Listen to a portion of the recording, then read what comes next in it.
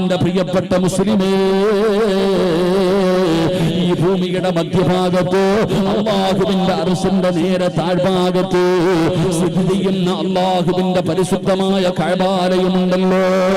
ആ കഅബാലയത്തിലേക്ക് പോകാൻ നിനക്കൊരവസരം കിട്ടിയാൽ അല്ലാഹുവിന്റെ വിശുദ്ധമായ കഅബാലയത്തിന്റെ മുറ്റത്ത് തന്നാൻ പടച്ച റബ്ബ് നിനക്കൊരവസരം നിന്നാ 1,00,000 പ്രാവശ്യം പോയ മനുഷ്യനാകട്ടെ, അവൻ പറയാറില്ല ഞാനവിടെ പോയതാ, ആ കഅബാലയം ഞാൻ കണ്ടതാ, അതുകൊണ്ട് എനിക്കും അടുത്തു, ഇനി വേറെ എവിടെയെങ്കിലും പോകാം.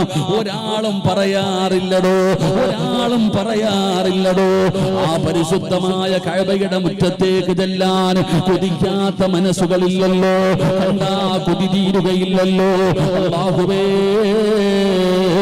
ഞങ്ങൾക്ക് അവിടെ ചെല്ലാനുള്ള ഭാഗ്യം തരണേ അല്ലാ. എത്ര കണ്ടതാണെങ്കിലും പിന്നെയും പിന്നെയും പോകുമ്പോൾ കാണാവല്ലാത്ത ഒരനുഭൂതിയാണ്. കണ്ണ് നിറഞ്ഞു പോകുമോ, ഓടിച്ചെന്ന് പോകുമോ. എന്റെ പ്രിയപ്പെട്ടവരെ, കഅബാലയത്തിന്റെ കില്ല പിടിക്കാൻ പടച്ചവനെ ഹിജ്ർ ഇസ്മായിലിനകത്ത് കയറിയെന്ന് നിസ്കരിക്കാൻ, ഹജറുൽ അസ്വദ് എന്ന് തൊടാൻ, മഖാം ഇബ്രാഹിം എന്ന് ചുംബിക്കാൻ, സംസം വെള്ളം കോരി കുടിക്കാൻ, സഫയിലും മറവയിലും ഒന്ന് നടക്കാൻ കൊതിക്കാത്തവരില്ലടോ. എത്ര പ്രാവശ്യം കണ്ട മനുഷ്യനാണെങ്കിലും കഅബയോട് വല്ലാത്ത സ്നേഹമാ. എന്തൊരു സുഗന്ധമാണെന്നറിയുമോ, എന്തൊരു സുഗന്ധമാണെന്നറിയുമോ. കറുപ്പ് നമ്മൾ ഇഷ്ടപ്പെട്ടവരല്ല, എന്നാൽ ആ കറുത്ത കില്ല കൊണ്ട് പടുതിരിക്കുന്ന കഅബാലയത്തിലേക്ക് ഇങ്ങനെ നോക്കിയിരിക്കാൻ എന്തൊരു അനുഭൂതിയാണെന്നറിയുമോ. എത്ര നോക്കിയിരുന്നാലും പടച്ചവനെ മടി തോന്നുന്നില്ലടോ. അവസാനം ആ കഅബാലയത്തിന്റെ മതാഫിലൂടെ അതാ വിടവാങ്ങലിന്റെ തവാഫ് നടക്കുകയാണ്. ഓരോ പ്രാവശ്യം കഅബയുടെ നടക്കൽ ഇങ്ങനെ ചുറ്റുഭാഗത്തും ഇങ്ങനെ നടക്കുമ്പോ പടച്ച റബ്ബേ മനസ്സിങ്ങനെ കിടങ്ങുകയാണ്, കണ്ടടങ്ങൾ നിറയുകയാണ്. അവസാനം 7ാമത്തെ തവാഫ് ഇങ്ങനെ പൂർത്തിയായി കഅബാലയത്തിന്റെ മുറ്റത്ത് നിന്ന് മാറി നിന്നിട്ട് കഅബാലയത്തിന്റെ ഭാഗത്തേക്ക് തിരിഞ്ഞു നിന്നിട്ട് അസ്സലാമു അലൈക യാ കഅബത്തുല്ലാഹ്, ആ കഅബാലയത്തിനോട് സലാം പറയുന്ന ഒരു രംഗമുണ്ടോ. ഏതൊരു മനുഷ്യന്റെയും ഹൃദയം കിടകിടാ വിറച്ചു പോകുന്ന രംഗമാണ്. അറിയാതെ കണ്ണ് നിറഞ്ഞു പോകുന്ന രംഗം, അറിയാതെ കരഞ്ഞു പോകുമടോ. ഏതൊരു മുസ്ലിമും കരയുമടോ. അവസാനം കഅബാലയത്തിന്റെ മതാഫിൽ നിന്നിങ്ങനെ തിരിഞ്ഞു നടക്കുമ്പോ കഅബാലയത്തിലേക്ക് തിരിഞ്ഞു തിരിഞ്ഞു നോക്കുകയാണ്. എന്നിട്ട് പറയുന്നു, അല്ലാഹ്, ഇതെന്റെ അവസാനത്തെ യാത്രയാക്കല്ലേ അല്ലാ,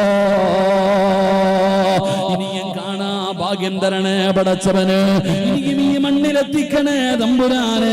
കഅബാലയത്തെ നോക്കിയിട്ട് പറഞ്ഞിട്ടാണ് ഓരോ വിശ്വാസിയും മടങ്ങുന്നത്. ഇത് കഅബയുടെ സ്വഭാവമാണ്.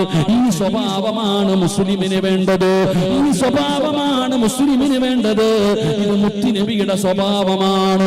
മഹാനായ അഷ്റഫുൽ ഖൽഖ് നബി മുഹമ്മദ് മുസ്തഫ സല്ലല്ലാഹു അലൈഹി വസല്ലമ തങ്ങളെ കഅബാലയത്തെ പോലെയാ പടച്ചവനെ. എത്ര കണ്ടാലും മതി വരുന്നില്ല നബി തങ്ങളെ, എത്ര കണ്ടാലും പടച്ചവനെ മതി വരുന്നില്ല. സംസാരിച്ചാ കൊതി തീരുന്നില്ല. നബി തങ്ങളെ കാണാ, നബി തങ്ങളുടെ കൂടെ സംസാരിക്കാൻ, നബി തങ്ങളുടെ കൂടെ ഇരിക്കാൻ, നബി തങ്ങളുടെ കൂടെ നടക്കാൻ പടച്ചവരെ മുത്തുനബിയെ വല്ലാതെ ഇഷ്ടപ്പെടുകയാണ്. മടുത്തെന്ന് ഒരാളും പറഞ്ഞിട്ടില്ല. മുത്തുനബിയോട് സംസാരിച്ച് എനിക്കും മതിയായെന്ന് വരെ ഒരു മനുഷ്യനും പറഞ്ഞിട്ടില്ല. കാണാൻ കൊതിക്കുകയാണ്, ഇരിക്കാൻ കൊതിക്കുകയാണ്, മുത്തുനബിയുടെ ശബ്ദം കേൾക്കാൻ കൊതിക്കുകയാണ്. കാണാതെ വന്ന അല്ലാഹുവിന്റെ പ്രവാചകനെ ഒന്ന് കാണാതെ വന്ന ടെൻഷനാണ്. മഹാനായ സഫ്വാൻ റളിയല്ലാഹു തആല അൻഹു യുവത്വത്തിന്റെ നിലവിലൂടെ നടന്നു പോകുന്ന സഫ്വാൻ എന്ന് പറയുന്ന ചെറുപ്പക്കാരൻ അല്ലാഹുവിന്റെ റസൂലിന്റെ മുമ്പിലൂടെ നടന്നു പോവുകയാണ്. മുത്തുനബി ചോദിക്കുന്ന സഫ്വാൻ, എന്ത് എന്ത് പറ്റി സഫ്വാൻ? എല്ലും തോലുമായിരിക്കുന്നല്ലോ, എല്ലും തോലുമായിരിക്കുന്നല്ലോ. അബദ്ധത്തിന്റെ നടുവിലൂടെ നടന്നു പോകുന്ന ചെറുപ്പക്കാരൻ എല്ലും തോലുമായിരിക്കുകയാണ്. നബി തങ്ങൾക്ക് സങ്കടമായി. മുത്തുനബി ചോദിക്കുന്നു, സഫ്വാനേ എന്ത് പറ്റി സഫ്വാനേ? നിനക്ക് വല്ല മാരക രോഗവുമുണ്ടോ? നിനക്കെന്തേ എല്ലും തോലുമായിരിക്കുന്നത്? യാ റസൂലല്ലാഹ്, ടെൻഷനൊന്നും രോഗമൊന്നുമില്ല നബിയേ, എനിക്ക് രോഗമൊന്നുമില്ല, എനിക്കൊരു രോഗവുമില്ല. പിന്നെ എന്തേ നീ ഇങ്ങനെ ആയി പോയത്? സമാധാനമില്ല നബിയേ, ടെൻഷനാണ് നബിയേ, ടെൻഷനാണ് നബിയേ. അല്ലാഹുവിന്റെ റസൂൽ ചോദിക്കുന്നു, സാമ്പത്തികമായി വല്ല പ്രയാസമുണ്ടോ? അത് കഴിക്കാനൊന്നുമില്ലേ? എന്തേ നിന്റെ ടെൻഷന്റെ കാരണമെന്ന് ചോദിക്കുമ്പോ സഫ്വാൻ എന്ന് പറയുന്ന സ്വഹാബി പറയുകയാണ്, യാ റസൂലല്ലാഹ്, എന്റെ ടെൻഷൻ അങ്ങാണ് നബിയേ. അങ്ങയെ കാണാതെ വന്നാൽ, അങ്ങയുടെ മുമ്പിൽ വന്നിരിക്കുമ്പോ, അങ്ങയെ കാണുമ്പോ, അങ്ങയോട് സംസാരിക്കുമ്പോ എനിക്ക് വല്ലാത്ത സന്തോഷമാണ് നബിയേ, വല്ലാത്ത ആനന്ദമാണ് നബിയേ. പക്ഷേ നിങ്ങളെ കാണാതെ വന്നാ ഭക്ഷണം കഴിക്കാൻ കഴിയുന്നില്ല നബിയേ, ഉറങ്ങാൻ പറ്റുന്നില്ല നബിയേ, വല്ലാത്ത ടെൻഷനാണ് നബിയേ. മുത്തുനബിയുടെ സ്വഭാവം അങ്ങനെയാ. ഓരോ മുസ്ലിമും അവന്റെ സ്വഭാവവും അവന്റെ സംസാരവും അവന്റെ നടത്തവും അവന്റെ പ്രവർത്തനവും എല്ലാം പടച്ചവനെ ഒരു മുഅ്മിനിനെ പോലെയാകണം. ചെറുപ്പക്കാരാ, നിന്നോട് സംസാരിക്കുന്നവൻ വീണ്ടും സംസാരിക്കാൻ കൊതിക്കുന്നവനെ പോലെയാകണം. നിന്റെ കൂടെ യാത്ര ചെയ്തവൻ വീണ്ടും കൊതിക്കണം നിന്റെ കൂടെ വരാൻ. നിന്റെ അയൽവാസി ആഗ്രഹിക്കണം, പടച്ചവനെ നീ വീട് വിട്ടു പോകുകയാണെന്നറിയുമ്പോ സങ്കടം തോന്നുന്ന രീതിയിൽ നിന്റെ ജീവിതത്തെ നിനക്ക് മാറ്റാൻ കഴിയണം. അപ്പോഴാണ് മറ്റുള്ളവർ ദീനിലേക്ക് കടന്നു വരുന്നത്. വഅദ് കേട്ടിട്ടല്ല ജനങ്ങൾ വരുന്നത്, ഒരു സത്യവിശ്വാസിയായ മനുഷ്യന്റെ ജീവിതം കണ്ടട്ടാ. അങ്ങനെയാ ദീൻ വളർന്നത്, അങ്ങനെയാണ് ദീൻ വളർന്നത്. എന്റെ പ്രിയപ്പെട്ട സഹോദരങ്ങളെ, മുഅ്മിൻ എന്ന് പറഞ്ഞാൽ ആരെന്നറിയോ? ഒരു മുസ്ലിമിന്റെ സ്വഭാവം എങ്ങനെയാകണമെന്നറിയോ? മഹാനായ ആദരവായ പ്രവാചകൻ നബി മുഹമ്മദ് മുസ്തഫ സല്ലല്ലാഹു അലൈഹി വസല്ലമ തങ്ങളുടെ കാലഘട്ടത്തിലെ ചരിത്രങ്ങളെ പഠിക്കടോ. മഹാനായ സയ്യിദുനാ അബൂ ഹുറൈറ റളിയല്ലാഹു തആല അൻഹു നിവേദനം ചെയ്യുന്ന ഒരു ഹദീസ് കാണാം. യമനിലെ രാജാവാണ് പടച്ചവനെ, യമൻ എന്ന് പറയുന്ന രാജ്യത്തെ രാജാവാണ് സുമാമ. 3 പ്രാവശ്യം നബി തങ്ങളെ കൊല്ലാൻ പോയവനാണ്. മുത്തുനബിയെ വെറുപ്പാണ്, അല്ലാഹുവിന്റെ റസൂലിനെ കൊല്ലാൻ പോയവനാണ്. 3 പ്രാവശ്യം നബി തങ്ങളെ വധിക്കുന്നതിന് വേണ്ടി പോയവനാണ്. അല്ലാഹു സുബ്ഹാനഹു വ തആല മുത്തുനബിയെ രക്ഷപ്പെടുത്തുകയാണ്. നബി തങ്ങളെ കൊല്ലാൻ പറ്റാതെ വന്നപ്പോ അവന് വൈരാഗ്യമായടോ, അവന് വല്ലാത്ത ദേഷ്യമായടോ. അവൻ മുസ്ലിമീങ്ങളെ കൊല്ലുകയാണ്. ഒരുപാട് മുസ്ലിമീങ്ങളെ കൊന്നുകളഞ്ഞു, ഒരുപാട് മുസ്ലിമീങ്ങളെ കൊന്നുകളഞ്ഞു. അവന്റെ ഉപദ്രവം സഹിക്കാൻ പറ്റാതെ അല്ലാഹുവിന്റെ പ്രവാചകന്റെ ചാരത്ത് വന്ന സ്വഹാബത്ത് പരാതി പറഞ്ഞപ്പോ അല്ലാഹുവിന്റെ റസൂല് പറഞ്ഞു, സ്വഹാബാ, സുമാമ എവിടെ വെച്ച് കിട്ടിയാൽ കൊന്നുകളഞ്ഞേക്ക് സഹാബ. അവൻ ആരുടെ കയ്യിലാണോ കിട്ടുന്നത്, സുമാമ ആരുടെ കയ്യിലാണോ കിട്ടുന്നത്, കൊന്നുകളഞ്ഞേക്ക്. അവൻ അത്രയും വലിയ വശമാണ്. നബി തങ്ങൾ അവിടെ നിന്ന് പ്രഖ്യാപിക്കുകയാണ്. സഹാബത്ത് തിരഞ്ഞു നടക്കുകയാണ്. അങ്ങനെ ഇരിക്കുമ്പോ മദീനത്ത് പാതിരാത്രിയിൽ അസമയത്തൊരു മനുഷ്യനെ കാണുകയാ. മദീനയിൽ അസമയത്ത് ഒരു മനുഷ്യനെ കാണുകയാണ്. ഒളിച്ചുമ്പാത്ത് നടന്നു പോകുന്നവൻ കണ്ട സഹാബത്ത് പിടിക്കുകയാണ്, ചോദ്യം ചെയ്യുകയാണ്. പറയുന്നത് മുഴുവനും കള്ളമാണെന്ന് സ്വഹാബത്തിന് മനസ്സിലായി. ഇവൻ ഇസ്ലാമിന്റെ ശത്രുവാണ്. അല്ലാഹുവിന്റെ റസൂൽ വന്നിട്ട് തീരുമാനമെടുക്കട്ടെ. കൊണ്ടുപോയി മസ്ജിദ് നബവിയുടെ തൂണിൽ കെട്ടിയിടുകയാ. പള്ളിയുടെ തൂണിൽ കൊണ്ടുവന്ന് കെട്ടിയിട്ടു. പിറ്റേ ദിവസം വസ്വലാത്ത് ഖൈറും മിനന്നൗം. തങ്ങളെ സുബഹിയുടെ ബാങ്ക് വിളിക്കുകയാണ്. എല്ലാവരും പള്ളിയിലേക്ക് കടന്നു വന്നു. അല്ലാഹുവിന്റെ പ്രവാചകൻ സ്വല്ലല്ലാഹു അലൈഹി വസല്ലമ തങ്ങളെ നബി തങ്ങൾ അവിടെ നിസ്കരിക്കാൻ കടന്നു വന്നപ്പോ സ്വഹാബത്ത് പറയുന്നു, യാ റസൂലല്ലാഹ്,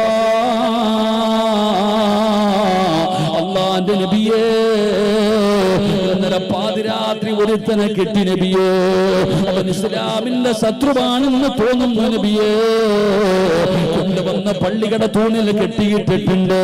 അങ്ങ് കണ്ടിട്ട് തീരുമാനമെടുക്കാം. അല്ലാഹുവിന്റെ റസൂൽ ചോദിച്ചു, ആരാണെന്നറിയുമോ? അറിയില്ല നബിയേ. ആരാണെന്ന് അവൻ പറയുന്നില്ല നബിയേ. അല്ലാഹുവിന്റെ പ്രവാചകനെ പള്ളിയുടെ തൂണിൽ കെട്ടിയിട്ടിരിക്കുന്ന മനുഷ്യനാരാണെന്ന് മുത്തുനബി ചെന്ന് നോക്കുമ്പോ റസൂലുള്ളാഹിയുടെ മുഖത്തൊരു പുഞ്ചിരി വരികയാണ്. അല്ലാഹുവിന്റെ റസൂലിന്റെ മുഖത്തൊരു പുഞ്ചിരി വരികയാ. മുത്തുനബി ചോദിക്കുന്ന, സ്വഹാബാ, ഈ കിടക്കുന്നവൻ ആരാണെന്നറിയുമോ? ഈ പള്ളിയുടെ തൂണിൽ കെട്ടിക്കിട്ടിരിക്കുന്നവൻ ആരാണെന്നറിയുമോ? അറിയില്ല നബിയേ, അറിയില്ല നബിയേ. അല്ലാഹുവിന്റെ റസൂൽ പറഞ്ഞു, സ്വഹാബാ, ഇവനാണ് സുമാമ, ഇവനാണ് സുമാമ. അല്ലാഹുവിന്റെ റസൂല് പറയേണ്ട താമസമുണ്ടല്ലോ. സ്വഹാബത്തിന്റെ കൈകാലുകൾ ഇങ്ങനെ തുരുതുര, അവരുടെ കൈകാലുകൾ തരിക്കുകയാണ്, അവരുടെ കൈകൾ ഇങ്ങനെ തരിക്കുകയാണ്. പലരും മുറയിൽ കിടന്ന വാളിലേക്ക് കൈവെക്കുകയാണ്. അല്ലാഹുവിന്റെ റസൂൽ എങ്ങാനും എന്നോടൊന്ന് പറഞ്ഞിരുന്നെങ്കില്, അവനെ കൊന്നുകളയാൻ മുത്തുനബി എങ്ങാനുമെന്ന് പറഞ്ഞിരുന്നെങ്കില്, കാരണം ഇവനാണ് നബി തങ്ങളെ കൊല്ലാൻ നോക്കിയത്, ഇവനാണ് സ്വഹാബത്തിൽ പലരെയും കൊന്നുകളഞ്ഞത്. അത്രയും വലിയ ശത്രുവാണവൻ. അവനെ കൊല്ലാൻ നബി തങ്ങളെ പറയുമെന്ന് കരുതിയിട്ട് സ്വഹാബത്ത് ഇങ്ങനെ ഒരുമിച്ച് നിൽക്കുമ്പോ, അർസൽനാക ഇല്ലാ റഹ്മത്തൽ ലിൽ ആലമീൻ. ആ കാരുണ്യത്തിന്റെ പ്രവാചകന്റെ പ്രഖ്യാപനം എന്താണെന്നറിയോ? അല്ലാഹുവിന്റെ റസൂല് പറഞ്ഞു, സ്വഹാബാ, ഒരാളും തൊട്ടുപോകല്ലേ സഹാബാ, ഒരാള് പോലും തൊട്ടുപോകല്ലേ സഹാബാ. അല്ലാഹുവിന്റെ റസൂല് പറഞ്ഞു, ഒരാളും തൊട്ടുപോകാൻ പാടില്ല. രണ്ടാമത്തെ പ്രഖ്യാപനം എന്തെന്നറിയോ? സുമാമ ഒരു രാജ്യത്തിന്റെ ഭരണാധികാരിയാണ്. കഴിക്കാൻ ഭക്ഷണം കൊടുക്കണേ, നിങ്ങളുടെ വീട്ടിൽ നിന്ന് ഭക്ഷണം കൊണ്ടുവന്ന് കൊടുക്കണം, കുടിക്കാൻ പാല് കൊണ്ടുവന്ന് കൊടുക്കണം. അല്ലാഹുവിന്റെ റസൂല് പറയുകയാണ്, കഴിക്കാൻ ഭക്ഷണം കൊടുക്കാൻ, കുടിക്കാൻ പാല് കൊടുക്കാൻ. റബ്ബേ, സഹാബത്തിന് ദഹിച്ചില്ലടോ, അവർക്ക് ഉൾക്കൊള്ളാൻ കഴിഞ്ഞില്ലടോ. എന്നാലും മുത്തുനബിയുടെ പ്രഖ്യാപനമാണല്ലോ. അല്ലാഹുവിന്റെ റസൂല് മിണ്ടാതെ പോയി. ഒരു ദിവസം കഴിഞ്ഞു, ഒരു ദിവസം കഴിഞ്ഞു. അല്ലാഹുവിന്റെ റസൂല് അതാ ഒന്നാമത്തെ ദിവസം സുമാമയുടെ ചാരത്ത് വരികയാ.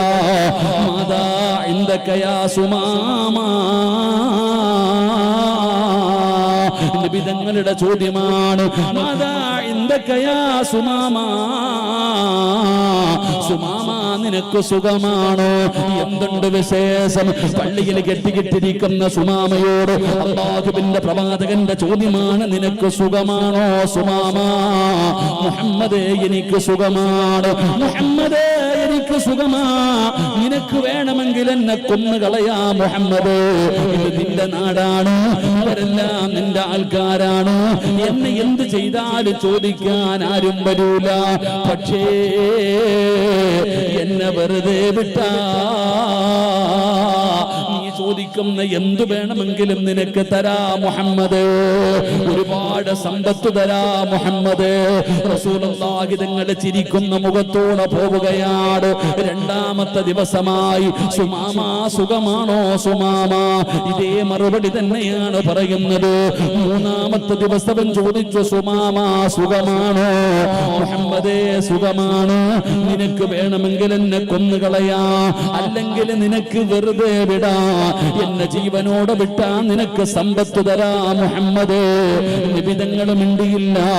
3 ദിവസം കഴിഞ്ഞപ്പോ അല്ലാഹുവിന്റെ റസൂല് പറഞ്ഞു, സ്വഹാബാ, അടിച്ചു വിട്ടേക്ക് സ്വഹാബാ. അഴിച്ചു വിട്ടേക്ക് സഹാബത്ത് അവിടെ അഴിച്ചു വിടുകയാണ്. എല്ലാവരുടെ മുമ്പിലൂടെ ചിരിക്കുന്ന മുഖത്തോടെ സുമാമ ഇറങ്ങി പോവുകയാ. സഹാബത്തിന്റെ മുന്നിലൂടെ ചിരിക്കുന്ന മുഖത്തോടെ സുമാമ ഇറങ്ങി പോവുകയാണ്. നബി തങ്ങളൊന്നും മിണ്ടിയില്ലടോ. സുമാമ കുറച്ചങ്ങ് സഞ്ചരിച്ചു. അല്ലാഹുവേ, കൈകാലുകളെ കഴുകുകയാണ്, കൈകാലുകളെ കഴുകുകയാണ്, നല്ല വസ്ത്രം ധരിക്കുകയാണ്. ഇലാ ഹദ്റത്തി റസൂലില്ലാഹ്, മുത്തുനബിയുടെ ചാരത്തേക്ക് മടങ്ങി വരികയാണ്. അല്ലാഹുവിന്റെ റസൂലും സ്വഹാബത്തും മസ്ജിദുൻ നബവിയിലേക്കുമ്പോ ഇറങ്ങിപ്പോയ സുമാമ തിരിച്ചു വരികയാണ്. അല്ലാഹുവിന്റെ പ്രവാചകന്റെ ചാരത്ത് വന്നിട്ട് പറയുന്നു, നബിയേ, ഈ ലോകത്ത് ഞാൻ ഏറ്റവും കൂടുതൽ വെറുത്തിരുന്ന മുഖം അങ്ങയുടെ മുഖമാ. എനിക്ക് വെറുപ്പായിരുന്നു നബിയേ, എനിക്ക് വെറുപ്പായിരുന്നു നബിയേ. ഏറ്റവും കൂടുതൽ കാണാൻ കൊതിക്കുന്ന മുഖം അങ്ങയുടെ മുഖമാണ്. ഏറ്റവും കൂടുതൽ വെറുത്തിരുന്ന നാട് അങ്ങുള്ള ഈ മദീനയാണ്. എനിക്ക് മദീനയോട് വല്ലാത്ത സ്നേഹമാണ് നബിയേ. എന്തൊരു സ്നേഹമാ നബിയേ, എന്തൊരു അനുസരണയാ നബിയേ, എന്തൊരൊത്തൊരുമയാ നബിയേ. ഈ സഹാബത്തിന്റെയും അങ്ങയുടെ ജീവിതം എന്തൊരാനന്ദമാണ് നബിയേ. അതുകൊണ്ട് അശ്ഹദു അല്ലാ ഇലാഹ ഇല്ലല്ലാഹ്, അവിടുന്ന് ശഹാദത്ത് കലിമ പറഞ്ഞിട്ട് അല്ലാഹുവിന്റെ ദീനിലേക്ക് കടന്നു വരികയാ.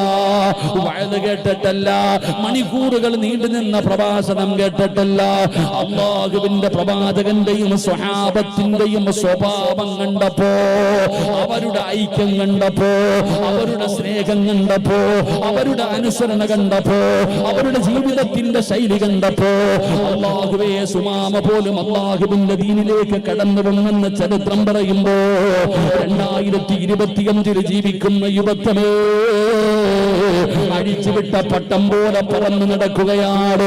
ജീവിതം ആസ്വദിക്കാനുള്ളതാ, ജീവിതം സുഖിക്കാനുള്ളതാ. ഉസ്താദന്മാര് പലതും പറയുന്നതോ, പറയുന്നവനെ പരിഹസിക്കുകയാ, ട്രോളുകയാ, കളിയാക്കുകയാ, അവഗണിക്കുകയാ. ജീവിതം ആസ്വദിച്ച് ചിരിച്ചും കളിച്ചും നടക്കുന്ന പെങ്ങള്, മോളെ, നിനക്ക് മരിക്കേണ്ടവളാണെന്നുള്ള ചിന്തയില്ലല്ലോ. അവരും നരകവും പരലോകമെന്നും നിനക്ക് വിഷയമില്ലല്ലോ. ജീവിതം ആസ്വദിക്കാനുള്ളതാണെന്ന് പറഞ്ഞ് കണ്ടവന്റെ കൈപിടിച്ചുകൊണ്ട് നടക്കുന്ന പെണ്ണ്, ഇടയ്ക്കിടയ്ക്ക് കാലിൽ കിടക്കുന്ന ചെരുപ്പിലൊന്ന് നോക്കണേ, ഇടയ്ക്കിടയ്ക്ക് കാലിൽ കിടക്കുന്ന ചെരുപ്പിലൊന്ന് നോക്കണേ. എന്തിനാണ് നോക്കാൻ പറയുന്നതെന്നറിയുമോ? ഒരുപാട് ചിരിക്കുന്നവരുണ്ടോ, ഒരുപാട് ചിരിക്കുന്നവരുണ്ടോ, ജീവിതം ആസ്വദിക്കുന്നവരുണ്ടോ. അടിച്ചു പൊളിക്കുന്നവരോട് പറയുകയാണ്, ഇടയ്ക്കിടയ്ക്ക് കാലിൽ കിടക്കുന്ന ചെരുപ്പിലൊന്ന് നോക്കണേ. എന്തിനാ നോക്കാൻ പറയുന്നതെന്നറിയുമോ? സബ്ബഹു ഫീ അഹ്ലിഹി വൽ മൗതു വദിനാ മിൻ ശിറാകി നഅലിഹി. കാലിൽ കിടക്കുന്ന ചെരുപ്പിലെന്ന് നോക്കാൻ പറയുന്നത്, വാപ്പാ, ആ ചെരുപ്പിന്റെ ബാറുണ്ടല്ലോ, എന്റെ കാലിന്റെ തൊലിയോട് എത്ര അടുത്ത് കിടക്കുന്നു, ഇതുപോലെ മരണം നിന്റെ പുറകെ നടക്കുന്നുണ്ട്. ചെറുപ്പക്കാരാ, നിന്റെ സ്വപ്നങ്ങൾ മുഴുവനും തകരുമടാ, പ്രതീക്ഷകൾ മുഴുവനും തകർത്ത് തരിപ്പണമാക്കി ഇരുത്തി പോലെ കാബുലുള്ള മലക്ക് അസുറായീൽ എപ്പോഴാണ് വരുന്നതെന്നറിയില്ല. മോളെ, കാലിൽ കിടക്കുന്ന ചെരുപ്പിന്റെ ബാറ് നിന്റെ കാലിന്റെ തൊലിയോട് അടുത്ത് കിടക്കുന്നത് പോലെ മരണം നിന്റെ കൂടെ നടക്കുകയാണ്. അതുകൊണ്ട് വഅദ് കേൾക്കാമെന്നവരോട് പറയുകയാണ്, പടച്ചവന് ഇനി എങ്ങനെയാണ് നന്നാകുന്നത്, ഇനി എങ്ങനെയാണ് നന്നാകുന്നത്? എന്തെല്ലാം പറഞ്ഞിട്ടും ജീവിതത്തിൽ മാറ്റം വരുന്നില്ലല്ലോ. ഉസ്താദേ, യുവതലമുറ ഇനി എങ്ങനെയാണ് രക്ഷപ്പെടുത്തുന്നത്? ചിന്തിക്കുന്ന മുസ്ലിമേ, അതിനൊരേ ഒരു വഴിയേ ഉള്ളൂ, അതിനൊരേ ഒരു വഴിയേ ഉള്ളൂ. അത് അല്ലാഹുവിന്റെ വിശുദ്ധമായ ഖുർആനാ, അല്ലാഹുവിന്റെ കലാമായ ഖുർആനുണ്ടല്ലോ. ഇന്നത്തെ കുട്ടികളുടെയൊക്കെ ജീവിതം കാണുമ്പോൾ ഉസ്താദ് ഇനി ഇതിനെയൊക്കെ എങ്ങനെ നന്നാക്കാനാന്ന് ചോദിക്കണില്ലേ? നീ ഇങ്ങനെ നന്നാക്ക. എന്റെ പൊന്നാര ചങ്ങാതി, നന്നാകാനുള്ള വഴി അള്ളാഹുവിന്റെ പരിശുദ്ധമായ ഖുർആൻ. ആ ഖുർആനിന് നമ്മളോട് ചില കാര്യങ്ങൾ പറഞ്ഞു തരാനുണ്ട്. അള്ളാഹുവിന്റെ വിശുദ്ധമായ ഖുർആനിന് നമ്മളോട് ചില കാര്യങ്ങൾ പറയാനുണ്ട്. ഒരമണിക്കൂർ ഇരുന്നിട്ട് അതെന്താ പറയണേന്നൊന്ന് കേക്ക്. അനുസരിക്കുന്നതും അനുസരിക്കാതിരിക്കുന്നതും നിന്റെ ഇഷ്ടം. പക്ഷെ ഖുർആനിന് പറയാനുള്ളത് കേൾക്കാനുള്ള മനസ്സുണ്ടാകണം. അള്ളാഹു ആ മനസ്സ് നൽകുമാറാകട്ടെ. അള്ളാഹു മനസ്സ് നൽകുമാറാകട്ടെ. അള്ളാഹിന്റെ ഖുർആനിന് നമ്മളോട് എന്തോ ചില കാര്യങ്ങൾ പറയാനുണ്ട്. അതെന്താന്ന് കേക്ക്. അനുസരിക്കുന്നതൊക്കെ നിന്റെ ഇഷ്ടം. ഒരമണിക്കൂർ ഇൻഷാ അല്ലാഹ് അത് കേട്ട് ദുആ ചെയ്ത് പിരിയാം. അള്ളാഹു ഭാഗ്യം തരുമാറാകട്ടെ. അള്ളാഹു ഭാഗ്യം തരുമാറാകട്ടെ. ഉറക്കപ്പുറ അള്ളാഹു ഭാഗ്യം തരുമാറാകട്ടെ. എന്താ ഖുർആനിന് പറയാനുള്ളത്? എന്താ ഖുർആനിന് നമ്മളോട് പറയാനുള്ള കാര്യം? എന്താ? ഒന്നാമതായി പരിശുദ്ധമായ ഖുർആൻ നമ്മളോട് പറയുന്ന കാര്യം, എൻ്റെ പ്രിയപ്പെട്ട സഹോദരങ്ങളെ, നമ്മളൊന്ന് മനസ്സിലാക്കിയാൽ മതി. നമ്മുടെ ജീവിതത്തിൽ മാറ്റം വരും. അള്ളാഹു നമ്മളെ നന്നാക്കുമാറാകട്ടെ. അള്ളാഹു നമ്മളെ നന്നാക്കുമാറാകട്ടെ.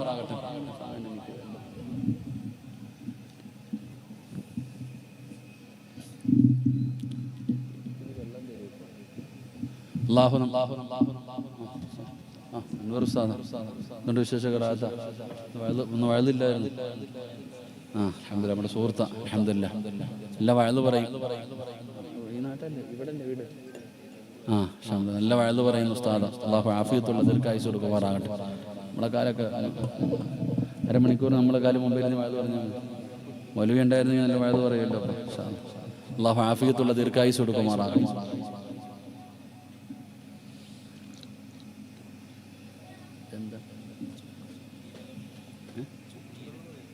ജീരകവെള്ളത്തിൽ മധുരം ഇടുക.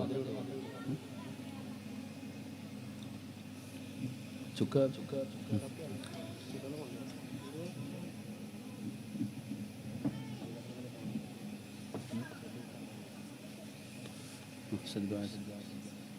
അൽഹംദുലില്ലാഹ്. അല്ലാഹു ഉസ്താദ് അവർക്ക് ആഫിയത്തുള്ള ദീർഘായുസ്സ് കൊടുക്കുമാറാണ്. നമ്മുടെ ചേട്ടച്ചാരി എന്ന പള്ളിയിലെ ഇപ്പം ജോലി. അള്ളാഹു ബർക്കത്ത് ചെയ്യുമാറാകട്ടെ. ആഷിഖ് താരിമി ഇവിടെ അടുത്തല്ലേ? അടുത്ത പള്ളിയിലെ കണ്ടല്ലേ? ഇവിടുത്തെ സെക്രട്ടറി എങ്ങാണ്ട് ഇവിടെ കണ്ട് ഇരിപ്പുണ്ടായിരുന്നു. ഒരു മുട്ടയടിച്ചിരി അങ്ങാതെ അവിടെ അടുത്താ. അവിടെ നിങ്ങളുടെ പള്ളിയില്ലേ? അൽഹംദുലില്ലാഹ്. അള്ളാഹു ആഫിയത്തുള്ള ദീർഘായുസ്സ് കൊടുക്കുമാറാകട്ടെ. ഞാൻ സുഖമില്ലാതെ കിടന്നപ്പോൾ ചങ്ങാതി എന്നെ കാണാൻ വന്നായിരുന്നു. അതുകൊണ്ട് ഞാൻ അന്ന് മുട്ടയാന്ന് മനസ്സിലായില്ല. ഇനി ഞാൻ ചോദിക്കുകയും ചെയ്തു. അൽഹംദുലില്ലാഹ്, ഇവിടെ അടുത്തെങ്ങാണ്ടുള്ളൊരു മഹല്ല. അള്ളാഹു അവരുടെയൊക്കെ പ്രവർത്തനങ്ങൾ അള്ളാഹു കബൂലാക്കുമാറാകട്ടെ. അള്ളാഹു അർഹമായ പ്രതിഫലം നൽകുമാറാകട്ടെ.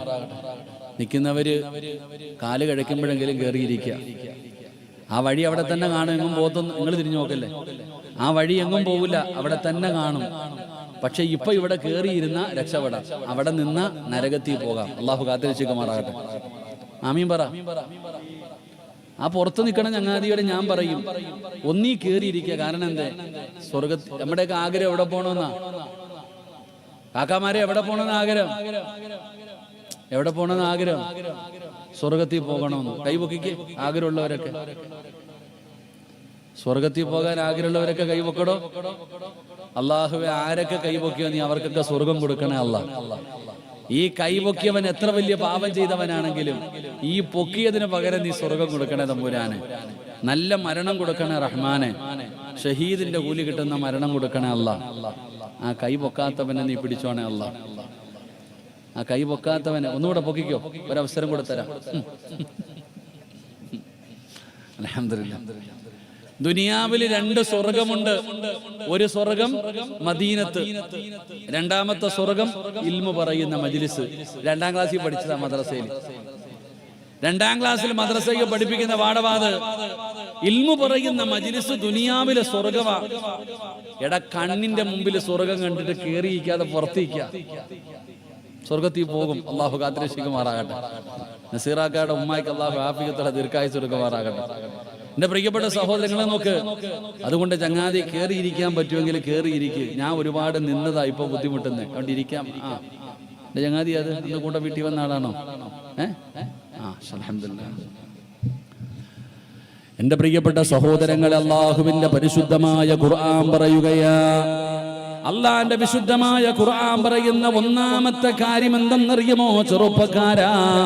പെങ്ങളെ അല്ലാഹു പറയുന്ന ഒന്നാമത്തെ കാര്യമെന്താ? ആ പരിശുദ്ധമായ ഖുർആൻ നമ്മളോട് പറയുന്ന ഒന്നാമത്തെ കാര്യം ഖുർആനാണെന്നുള്ള ബോധം നിനക്ക് വേണേ. അത് അല്ലാഹുവിന്റെ കലാമാണെന്നുള്ള ബോധം വേണേ. ഉമ്മ പറയാറുണ്ട്, ഉസ്താദേ ആഴ്ചയിൽ ഒരു ഖത്തം ഓതുന്നവളാണ് ഞാൻ, മാസത്തിൽ ഒരു ഖത്തം തീർക്കുന്നവളാണ് ഞാൻ. വാപ്പ പറയുന്ന, ഉസ്താദേ ഞാനൊരു മാസത്തിൽ ഒരു ഖത്തം തീർക്കും. എന്ത് കിട്ടി വാപ്പാ? പുസ്തകം വായിച്ചു തീർക്കുന്നത് പോലെ വായിച്ചു തീർക്കാനുള്ള ഗ്രന്ഥമല്ല ഖുർആൻ. കഥ വായിച്ചു തീർക്കുന്നത് പോലെ വായിച്ചു തീർക്കാനുള്ളതല്ല. അത് അല്ലാഹുവിന്റെ കലാമാ, അത് അല്ലാഹുവിന്റെ കലാമാ. ലൗ അൻസൽനാ ഹാദൽ ഖുർആന അലാ ജബലിൻ ലറഅയ്തഹു ഖാശിഅൻ മുതസദ്ദിയൻ മിൻ ഖശിയത്തില്ലാഹ്. ആ പരിശുദ്ധമായ ഖുർആനെങ്ങാനും നമ്മൾ കൊണ്ട് നടക്കുന്ന ഖുർആനുണ്ടല്ലോ, ഈ ഖുർആനെങ്ങാനും അല്ലാഹു സുബ്ഹാനഹു വ തആല ഒരു മലയുടെ മുകളിലാണ് ഇറക്കിയിരുന്നതെങ്കിൽ, ഒരു മലയുടെ മുകളിലാണ് അല്ലാഹു ഖുർആനിനെ ഇറക്കിയിരുന്നതെങ്കിൽ പേടിച്ച് പൊടിഞ്ഞു പോകുമായിരുന്നു. ആ ഖുർആൻ ഇറങ്ങിയത് കാരണം ഭയന്നുകൊണ്ട് ആ പർവ്വതങ്ങൾ പോലും ധൂളികളായി പോകുമായിരുന്നു എന്ന് ഖുർആൻ എവിടെന്ന് പറയുമ്പോ, എന്റെ പ്രിയപ്പെട്ട ഉമ്മ ഖുർആനാണ് ഓതുന്നതെന്നുള്ള ബോധം വേണേ. അല്ലാഹുവിന്റെ കലാമാ. ഈ പ്രപഞ്ചം മുഴുവനും അടക്കി ഭരിക്കുന്ന രാജാതിരാജനായ മലിക്കുൽ ജബ്ബാറായ ലോകത്തിന്റെ അധിപനായ പടച്ചറപ്പിന്റെ കലാമാണ് അല്ലാഹുവിന്റെ വിശുദ്ധമായ ഖുർആൻ. ആ ഖുർആനാ പാരായണം ചെയ്യുന്നത്, ആ ഖുർആനാ നമ്മുടെ കയ്യിലിരിക്കുന്നത്. അതുകൊണ്ട് ഖുർആനാണെന്നുള്ള ബോധം വേണം പെങ്ങള്. എന്റെ പ്രിയപ്പെട്ട സഹോദരാ, അല്ലാഹുവിന്റെ ഖുർആൻ പാരായണം ചെയ്യുന്നല്ലോ, എന്തേ നന്നാകാത്തത്? എന്തേ നന്നാകാത്തത്? അല്ലാഹുവിന്റെ വിശുദ്ധമായ ഖുർആൻ കേട്ട് നന്നായ ഒരുപാട് പേരുടെ ചരിത്രമറിയുമല്ലോ. ഒരിക്കലും നന്നാകില്ലെന്ന് പറഞ്ഞ് എഴുതി തള്ളിയവർ, ഒരു കാലത്തും നന്നാകില്ലെന്ന് പറഞ്ഞ് എഴുതി തള്ളിയവർ, അവർ വാഴ കേട്ടിട്ട് നന്നായവരല്ല. അവർ അല്ലാഹുവിന്റെ പരിശുദ്ധമായ ഖുർആനിന്റെ ഒരായത്ത് കേട്ടപ്പോ നന്നായവരാ. ഒരിക്കലും നന്നാകില്ലെന്ന് പറഞ്ഞ് എഴുതി തള്ളിയ ഒരുപാട് പേരുണ്ട്. ഒരാൾ ആരാണെന്നറിയുമോ? ഒരാൾ ആരാണെന്നറിയുമോ? നമ്മൾ മദീനത്ത് ചെല്ലുമല്ലോ, ആ പച്ചക്കുപ്പയുടെ മടിത്തട്ടിൽ കിടന്നുറങ്ങുന്ന ആദരവായ പ്രവാചകൻ നബി മുഹമ്മദ് മുസ്തഫ സല്ലല്ലാഹു അലൈഹി വസല്ലമ തങ്ങൾ മുത്തുനബിയുടെ റൗള സിയാറത്ത് ചെയ്യുന്നവരാണല്ലോ. അല്ലാഹുവിന്റെ റസൂലിന്റെ ഖബറിന്റെ ചാരത്ത് ചെല്ലുമ്പോ ആ റൗളയ്ക്കകത്ത് നബി തങ്ങളുടെ ചാരത്ത് കിടക്കുന്ന രണ്ടുപേരുണ്ടല്ലോ, സയ്യിദുനാ അബൂബക്കർ സിദ്ദീഖ്, സയ്യിദുനാ ഉമർ ഇബ്നുൽ ഖത്താബ്. ഉമർ ആരായിരുന്നെന്നറിയുമോ? ഉമറിന്റെ സ്വഭാവം എന്തായിരുന്നെന്നറിയുമോ? പടച്ചവരെ, ഉമർ ഇബ്നുൽ ഖത്താബ് തങ്ങളുടെ സ്വഭാവം അറിയുമോ? ചെറുപ്പക്കാരാ, ഒരിക്കൽ അയൽവാസിയുണ്ടല്ലോ, ഉമർ തങ്ങളുടെ അയൽവാസിയോട് ഒരാൾ ചെന്ന് പറയുകയാണ്, ഖത്താബിന്റെ മകൻ ഉമർ മുസ്ലിമായി, ഖത്താബിന്റെ മകൻ ഉമർ മുസ്ലിമായി. അയൽവാസിയുടെ മറുപടി എന്തെന്നറിയുമോ? വീടിന്റെ പരിസരത്ത് താമസിക്കുന്ന ഒരാളോട്, ഉമറിന്റെ അയൽവാസിയോട് ഒരാൾ ചെന്നിട്ട് പറഞ്ഞു, ഖത്താബിന്റെ മകൻ ഉമർ മുസ്ലിമായി. മറുപടി എന്തെന്നറിയോ? മറുപടി എന്തെന്നറിയുമോ? ചിരിക്കുന്ന മുഖത്തോടെ പറയുകയാണ്, ഈ കഴുത മുസ്ലിമായെന്ന് പറ. എന്റെ വീടിന്റെ മുറ്റത്ത് കെട്ടിക്കെട്ടിരിക്കുന്ന കഴുത മുസ്ലിമായെന്ന് പറ. വിശ്വസിക്കാൻ തയ്യാറാണ്. ഖത്താബിന്റെ മകൻ ഉമർ ഒരിക്കലും മുസ്ലിമാകില്ല. ഖത്താബിന്റെ മകൻ ഉമർ ഒരിക്കലും മുസ്ലിമാകില്ല. കാരണം ഉമറിന്റെ സ്വഭാവം അങ്ങനെയാണ്. തങ്ങളെ പിഞ്ചു കുഞ്ഞുങ്ങൾ കരയുമ്പോൾ ഉമ്മമാര് പറയും, ഖത്താബിന്റെ മകൻ ഉമർ വരുന്നുണ്ട്. പേടിച്ച് കരച്ചിൽ നിർത്തുമായിരുന്നു.